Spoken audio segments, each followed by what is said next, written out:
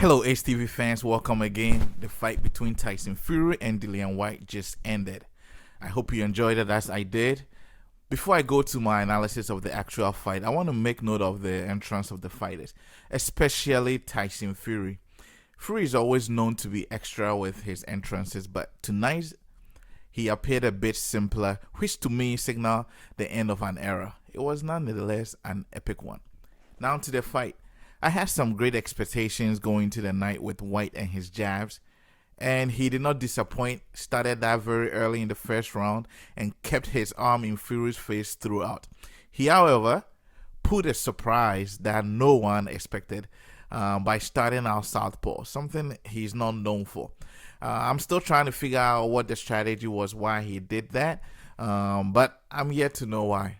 Also, right from the beginning, you could tell Whyte's main goal was to go for the one big knockout, but Fury's elusiveness was on display and he kept missing.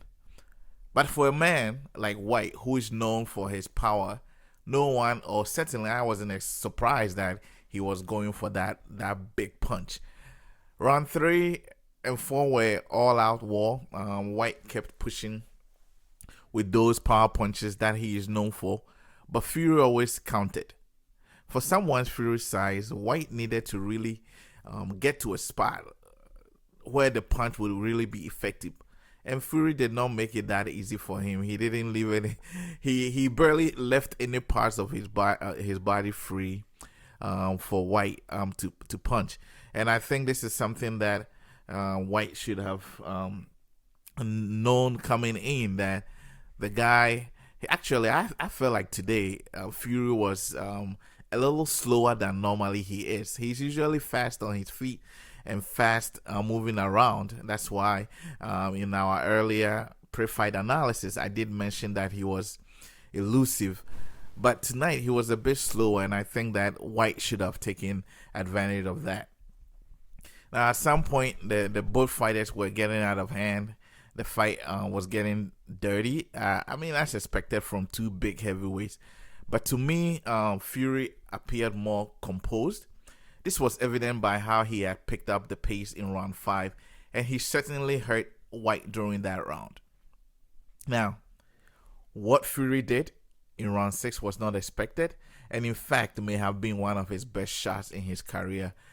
The uppercut was massive, and it put Whyte out.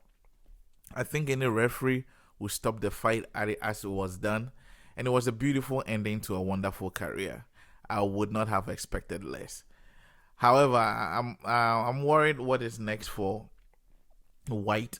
I think this was his time to rise up again, at least claim the WBC and see what was out there.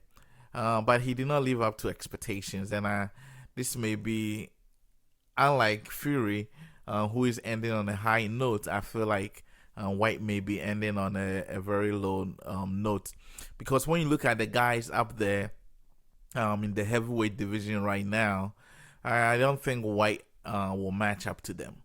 This, if he had taken this in fact would have prepared him up there at least for some bigger challenges. But we live to see. Boxing is dynamic, but tonight. It's a sad night for boxing lovers, especially those who love body heavyweights. The fight ended as expected with Fury coming out the winner. But it is, however, an end of an era, as Fury claimed before and also after the fight, that he's done with professional boxing. We wish Fury well, and I'm sure all boxing lovers would want him to do well outside boxing and be an ambassador for the sport. Thank you everyone for tuning to Ace TV, talking boxing.